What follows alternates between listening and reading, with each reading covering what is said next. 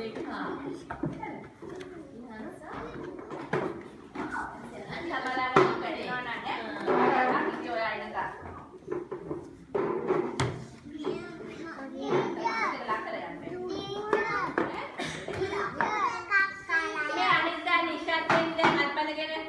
අලතර වාඩි වෙනවා මම.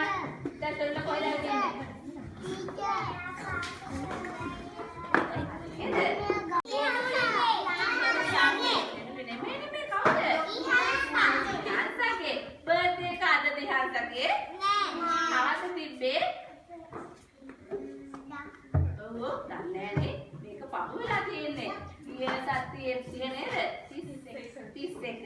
ගිය මාසේ කියන්නේ මැයි මාසේ මෙයත් මේ වෙසක් මාසේ ඉපදිච්ච හොඳ පින්වත් කුමාරියක් නේද? වෙසක් මාසේ ඉපදෙන ළමයි පින්වන්තයි කියලා නේද බං?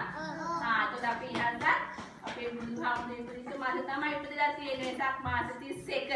කවදද දිනේ? මැයි මාසේ 31 වගේ දවසක තමයි අපේ ඉහළට ඉපදුනේ. එතකොට අපේ ඉහළට මීට අවුරුදු 5කට කලින් කොහෙද හිටියේ? බඩේද? අර අම්මගේ බඩේ හිටියේ නේද? මාස කීයක් ඉහළට හිටියද අම්මගේ බඩේ?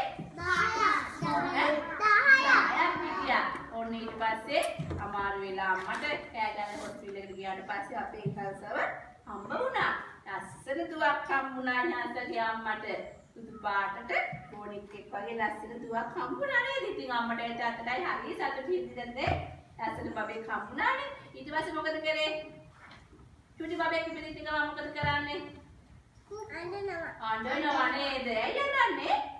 බඩගින්නට. ඔව් බඩගින්න වෙලා අඬනවා තව. චූගියත් අඬනවා කක්කටියත් අඬනවා නේද?